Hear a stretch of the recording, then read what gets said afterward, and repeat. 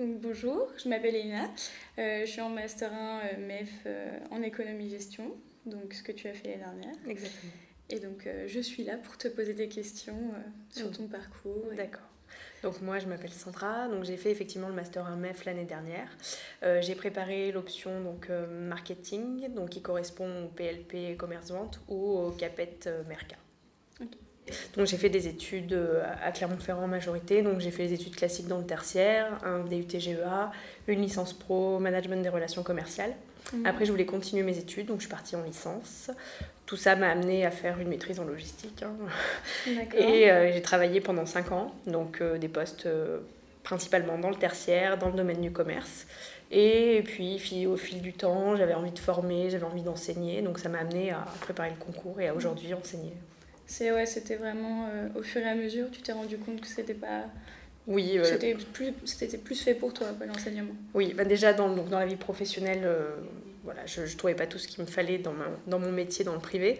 Et puis finalement, j'ai accueilli des stagiaires, donc j'ai transmis mes compétences. Après, j'ai fait un peu de formation, vu que j'étais sur des postes depuis un certain temps. Donc tout ça, je me suis rendu compte que vraiment j'aimais ça, j'aimais transmettre. Et puis un jour, je me suis posée, je me suis dit, fais le bilan, qu'est-ce que t'aimes et qu'est-ce que t'aimes pas dans ton boulot. Et j'aimais bien quand même le fait, je voulais rester quand même je voulais pas perdre le bénéfice de mes études, c'est-à-dire je voulais quelque chose qui soit en lien avec le commerce, le marketing.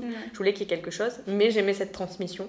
Donc voilà, au fil de recherche, c'est venu naturellement. Voilà, je suis tombée sur ça et pour l'instant, je suis contente de mon choix. D'accord. Donc tu étais en M1, donc tu l'as vécu...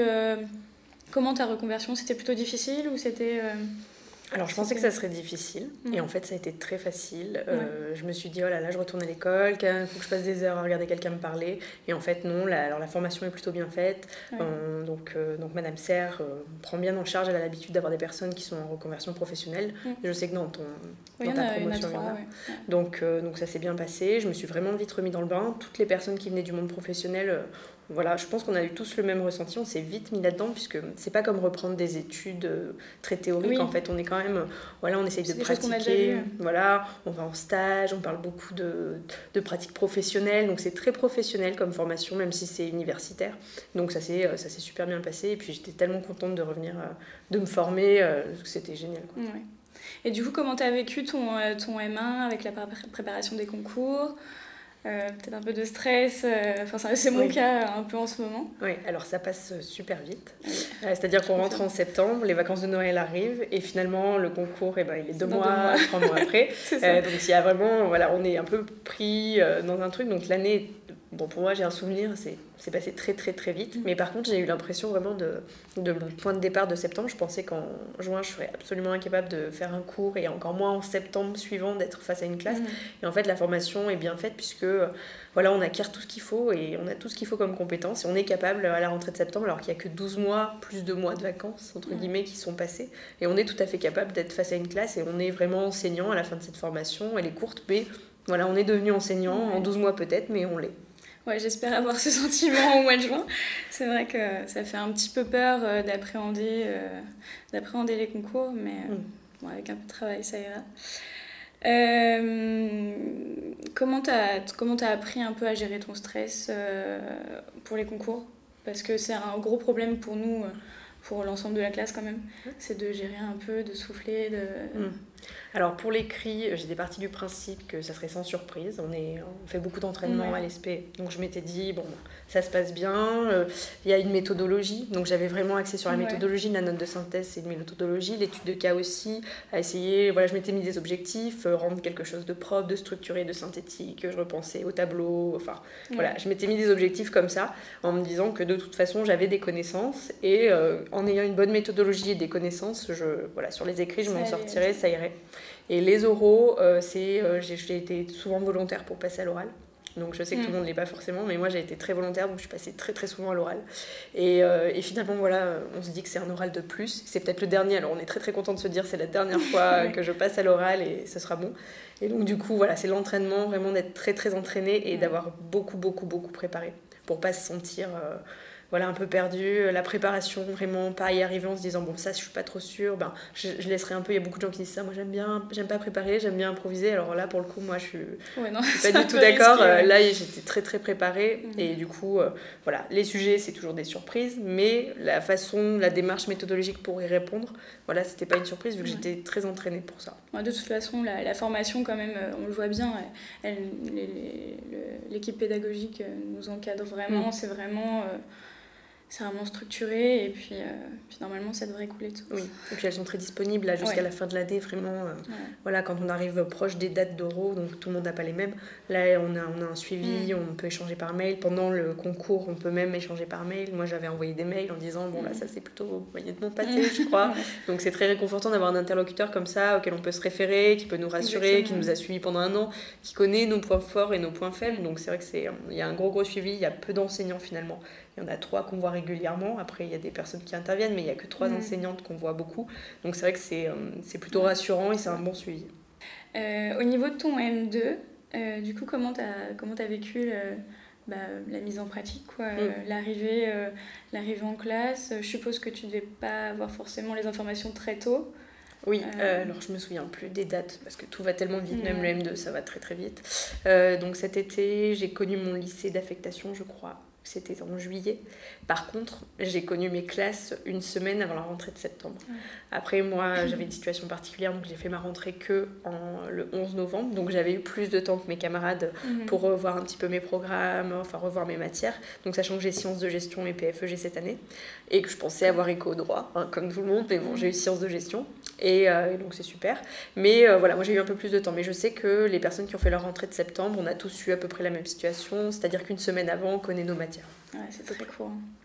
Pour prendre de l'avance, c'est un petit peu compliqué, mais bon, on y arrive. D'accord. Et donc là, t'as quelle classe, du coup, les sciences de gestion et les PFEG? Voilà, j'ai une classe de première en sciences de gestion, que je vois 6 heures par semaine, et après j'ai 2 classes de PFEG, donc c'est des cours de 1h30, je les vois toutes les semaines, et c'est des classes mélangées, et je sais qu'une autre collègue qui est pareil en PFEG, pareil, souvent c'est des classes de seconde qui sont mélangées.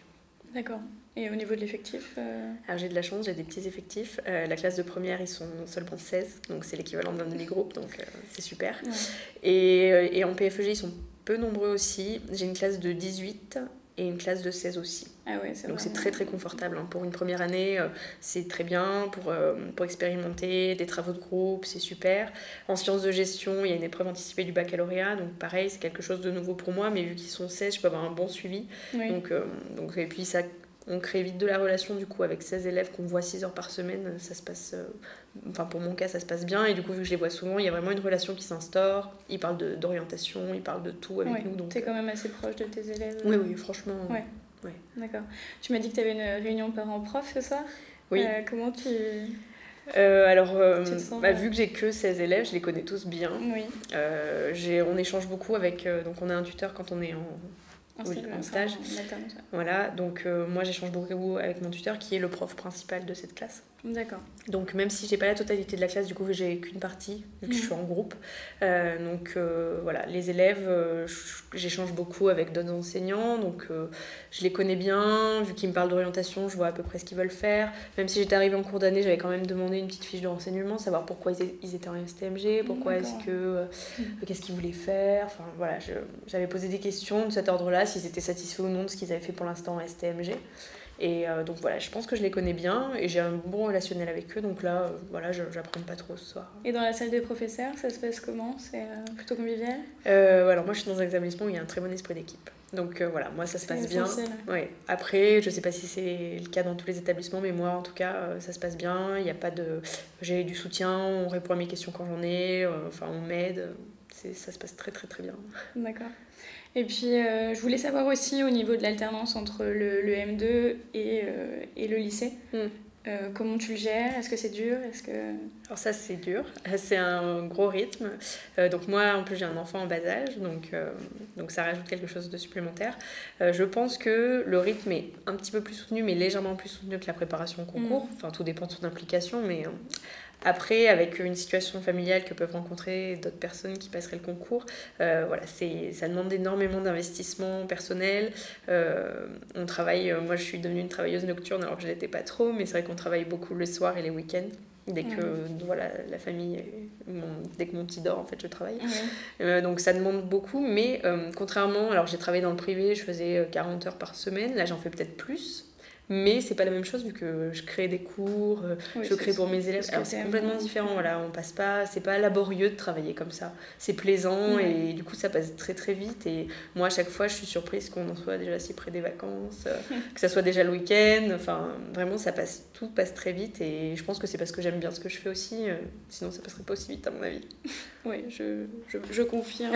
Pour les peu de cours qu'on a pu préparer, c'est un peu compliqué, mais c'est vrai que c'est assez passionnant. Écoute, merci. Je t'en prie. J'ai plus de questions. Et puis bon courage pour la suite. Merci, pareil.